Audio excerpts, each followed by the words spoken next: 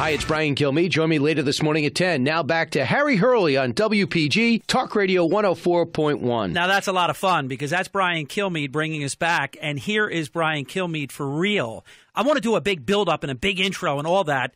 You know, the jobs numbers, Brian, 228,000 jobs in November. Again, all the experts are so just shocked that we keep doing as well as we're doing. This is just not supposed to happen, I guess, in America anymore. You might be responsible for a large portion of that between all the air shifts that you cover these days. Brian, it's Harry. How you doing?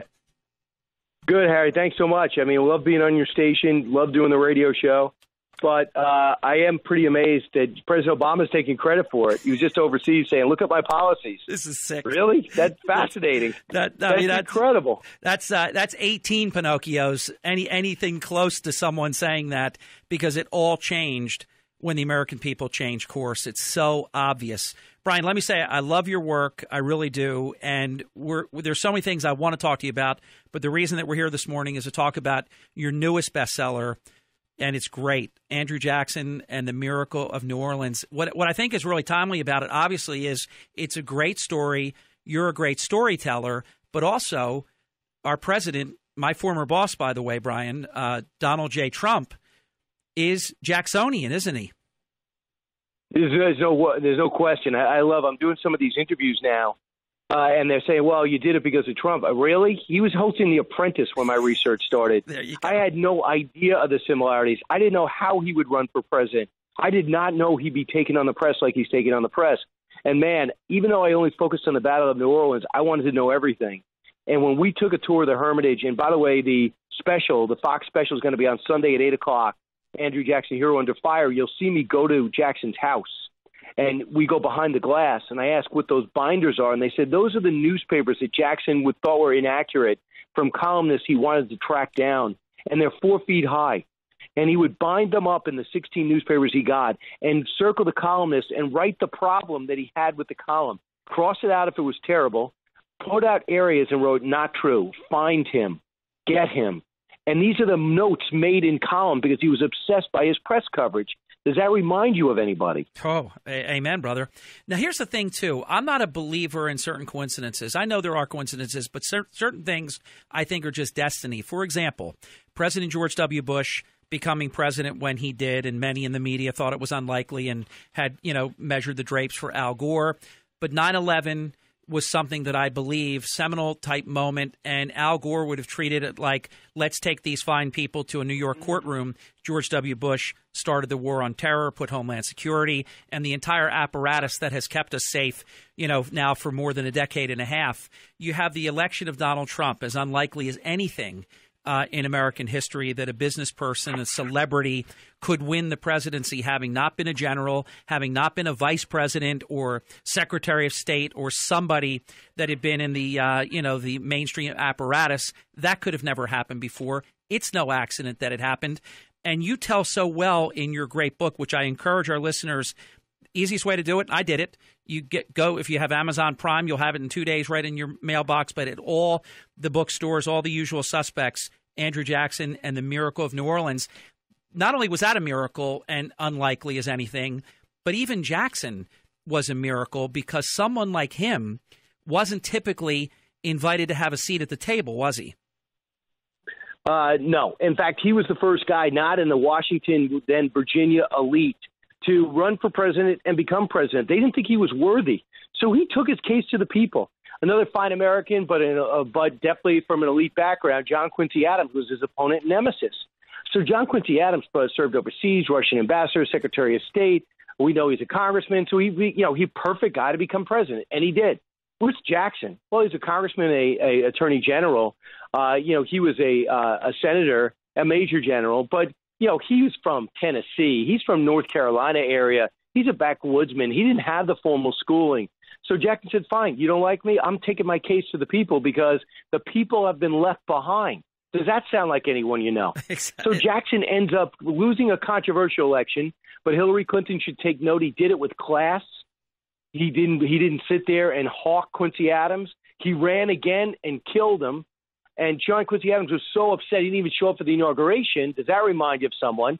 During his inaugural speech, He called out, instead of just his predecessors happen to be mostly the founding fathers. So if you think you're upset that President Trump called out Bush and Obama and Clinton, imagine calling out Jefferson and Adams. I mean, that took guts. And when he came in, he couldn't care less what the insiders thought of him. He hired his family. We're visiting with Brian Kilmeade, Fox News All-Star, and the author, best-selling author of Andrew Jackson and the Miracle of New Orleans. How, in your estimation, because you did a lot of research on this, how would things have changed if the British had won New Orleans?